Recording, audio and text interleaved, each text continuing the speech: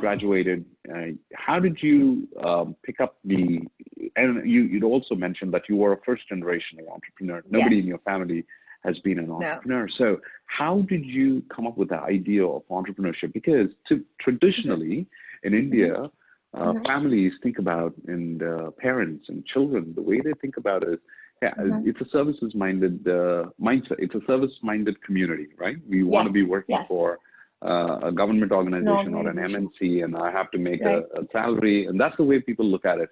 So with that being said, how did you carve out your journey in entrepreneurship, and where did the idea come up with first, right? And then how did you get into it? So tell me a little bit about it. So I one of the things that, like I said, entrepreneurship happened to me by chance because I met some really cool people who had an idea that I shared, with them, and we wanted to do something about it. And I think I've been extremely privileged with the kind of parents that I have, and with the family that I have, and with the friends that I've been able to kind of build relationships with over the years. And but one key moment, kind of, there are two key moments for me, or stories for me, that really stand out. When someone asks me, how did you get into entrepreneurship, or how did you decide to become an entrepreneur? I think one was when I had done like about 4 years of ISEC, finished IT engineering, and wasn't really concentrating on sitting on placements, because I wanted to pursue a leadership role at ISEC, which was heading the local chapter. And every experience up and until then that, I had taken up, whether in ISEC or not, my dad and I would sit down and have a conversation about, okay, so your end goal is to be a part of like a platform that enables people, and do your MBA through that. That's something I've always wanted to study, because it's something that I actually enjoyed throughout ISEC. And I sat down for one placement actually in college, and I didn't get through. It was a pretty big company, but to be fair, I didn't practice for it also. But I still was quite disheartened. I said, okay, this is. I expected that it would be easy, and I expected to be able to kind of get through it, and I didn't. And then I remember that my dad saying that. I've never really known you since you were a child to want to work for a big company. I've never really heard you talk about that. I've always heard you talk about kind of doing your own thing. When I was in the 8th grade, I wanted to start an ad agency because, one of my mom's friends was like, I saw like this independent woman who was really cool, and like, being able to take these decisions and run her own thing.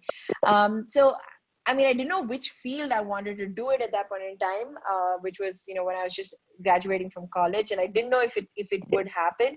But I think the leadership experience that I had of leading like a local chapter in ISEC was like a mini, or like not a mini, but like, quite a real experience of what it's like to run an organization at 20. So that was like like an idea of, oh, this is how I would be if I was an entrepreneur. This is how I would handle the pressure. This is how I would handle the failure. This is how I would probably be. Of course, we grow, we change. And then my dad told me this story, and I think that moment is when I realized that it's okay, that I don't have to always be like, this is something that's very natural to me. The second story is actually when I finished my master's. I still was not like, sure if I'm looking to pursue, and MentorMind was set up, and it was growing, and we started going into the market, and it was getting a great response. And on the other hand, I also enjoyed and thoroughly loved consulting, and I got the opportunity to work at BTS. In out of Singapore. They said, hey, why don't you be a part of the team? So this was like, so I was 25, and I had like I had like these two. I had an entrepreneurial experience, and then I had like a really cool corporate job that would allow me to travel and live my dream. And at that was one of the most difficult decisions I had to make, because the norm is you finish your master's and you take a job, you live out there for a couple of years, and if you want to come back. But there were two things that, again, I think it was through a conversation with my dad and some of like my mentors back there, the conversation was basically that, hey, you're 25. The opportunity to experiment and fail is far more beautiful right now than probably much later when you're doing something else in life, and you already have something that you call yours. And my dad said, you're really passionate about this. This is like, something so in and out, or if I wake you up in the middle of the night, I know you're going to talk about this. So that's when those conversations made me realize that while I, absolutely was grateful for the opportunity there, if I wanted to work for 16 to 20 hours a day and contribute, it should be to my baby and my digital venture or digital baby. Correct. And my country. So I think these two are like extremely defining points of time on where I arrived at saying, okay, being an entrepreneur is for me. Yeah. Very nice, very nice. And going through entrepreneurial journey, right? We're quitting a corporate career, doing a great role or a good role, what you like, and then for you to pivot from that and start an entrepreneurial journey, it is tough, all right? Even if you become a seasoned entrepreneur, then it is, even for serial entrepreneurship, that is also tough. We go through the same challenges, all right? Yeah. But it's just that the journey, throughout the journey, we have some learning moments, and we start applying those learning moments, and as a result of which we are able to do serial entrepreneurship. Now, talk to me about when you took that pivot from quitting the job and starting your business. That could have been some sleepless nights, or maybe something of that nature, because the age where I did a startup, or I started, where I was 36, okay, and I had to put everything, sell my house, cars, and all of that, and move into an apartment, bootstrap, and start the enterprise. Your journey might have been very different. It would have been tough as well, but I would love to know, how were you ready to, you might be earning a decent salary at a good company. You might say, hey, you know what, I don't need that money anymore. How did you fund, and what was the tough moment for you? So, at the end of the day, we also had to be very practical because, you have student loans, you're starting out, you have so many obligations.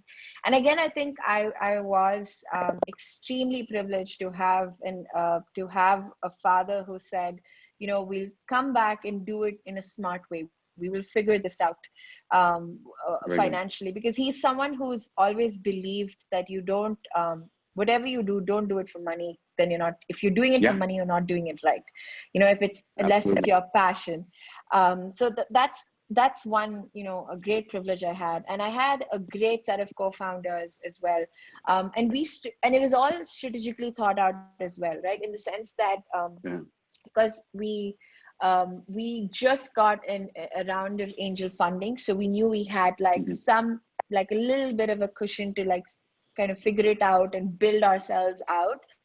So of course, it was almost like 1/5 the dip in salary, or the amount you earn. But I think that was the beauty of the opportunity that everybody was talking to me about, that I was 25. At that point in time, I don't really have a family that I have to contribute to, of course, because of the privilege, the economic and social privilege that I came from back here.